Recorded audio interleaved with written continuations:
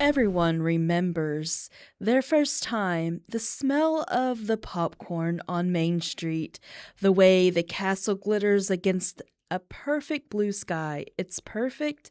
It is designed to be perfect. But you know the rule of the universe, right? Matter cannot be created nor destroyed. For much light to exist, there has to be an equal amount of darkness collecting somewhere. Tonight, we aren't just looking at the castle.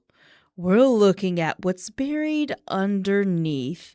This is Midnite Megan, and tonight we are peeling back the skin of the happiest place on earth.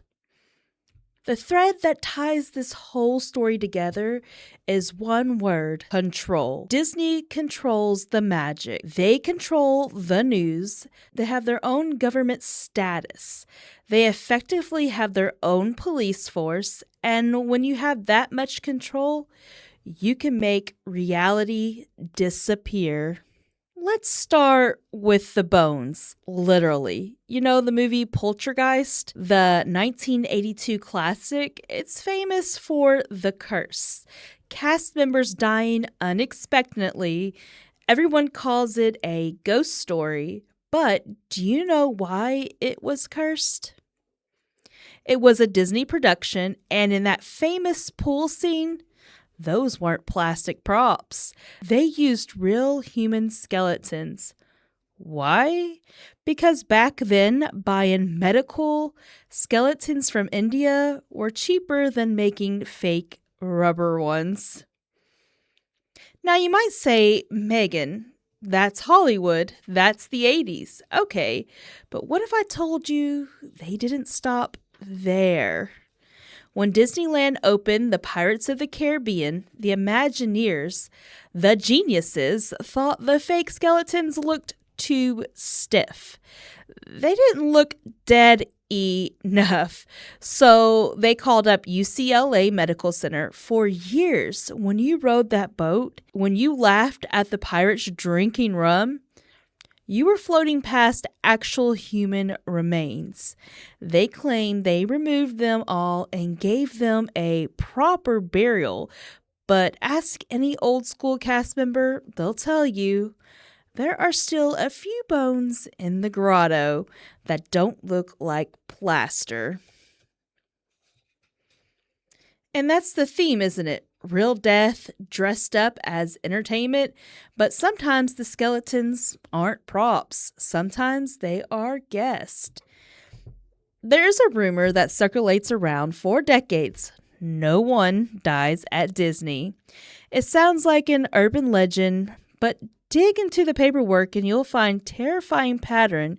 When a tragedy happens on the property, the victim is almost never declared dead at the scene. They are loaded into an ambulance, they are driven off the property lines, and then they are pronounced dead. Why, you ask? Because it keeps statistics clean, it keeps the magic alive. But there are some deaths you just can't drive away in an ambulance. Some tragedies are too big to hide. We need to talk about River Country. If you look at a map of Bay Lake right next to the Magic Kingdom, there's a blank spot, an island erased from the guide maps. This was the world's first water park. It looks innocent in old photos.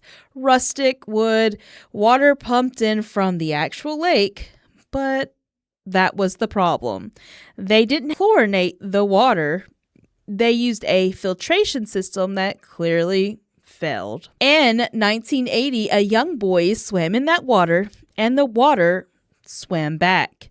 Naegleria fowleri, the brain-eating amoeba, it entered through the nose, it traveled up the olfactory nerve, and once it's in, the survival rate is less than 3%.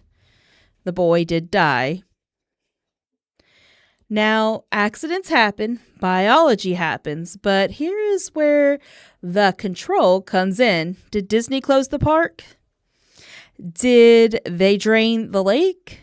No, they kept River Country open for 21 more years. They let thousands of families swim in the same water that killed a child, relying on updated filters and luck. When they finally closed it in 2001, they didn't tear it down. They just walked away.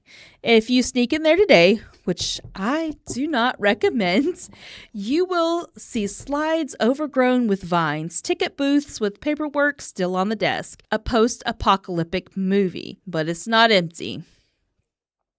Just a few hundred yards away is Discovery Island, another abandoned park. In 2020, a man named Richard McGuire decided to camp there. He called it a tropical paradise. He slept in the old employee buildings. He ate food from the abandoned cafeteria. He thought he was alone. But Disney is never really sleeping. They didn't just send a security guard to ask him to leave. They sent a SWAT team. Search boats, helicopters, high-powered flashlights sweeping the jungle. They hunted him like he was a fugitive on the run. You have to ask yourself, why the excessive force? Why send a paramilitary unit for a guy camping on a closed island? Unless there's something on the island they really don't want us to see, or something worse than rotting cages. That control extends to the ocean too. Have you heard of Rebecca Coram? 2011, a crew member on the Disney Wonder cruise ship. One minute she's on CCTV in the crew lounge, looking upset. The next, gone, vanished into the middle of the ocean. Because the ship is registered in the Bahamas and because Disney has its own security force, they handled the investigation. And somehow, despite cameras covering every inch of that ship, the truth disappeared with her. Her parents still don't have the answers. It's a reminder that when you step onto their property or their boat, you are in their country, their laws. And finally, we have to go underground. You know about the utilidors, right? The underground city beneath the Magic Kingdom. Officially, it's for trash and costume characters, so Mickey Mouse doesn't have to take his head off in front of kids. But I've been reading the forums and I've been talking to the explorers who sneak down there. They don't just talk about trash chutes, they talk about unauthorized areas.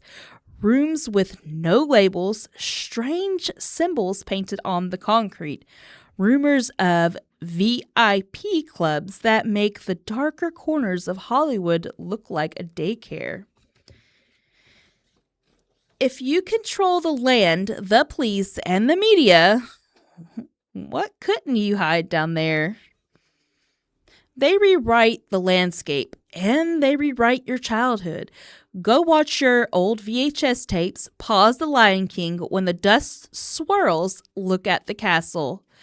On The Little Mermaid cover, listen to the whispers in Aladdin. Some say it's bored animators having a laugh, but when you look at the skeletons, the cover-ups, and the silence, you have to ask yourself, are they jokes or are they grooming us to accept things we shouldn't? They have more money than some countries. They own the movies, the news, the sports, and the parks. So next time you wish upon a star, just remember who owns the sky. Good night, and try not to let the magic bite too hard.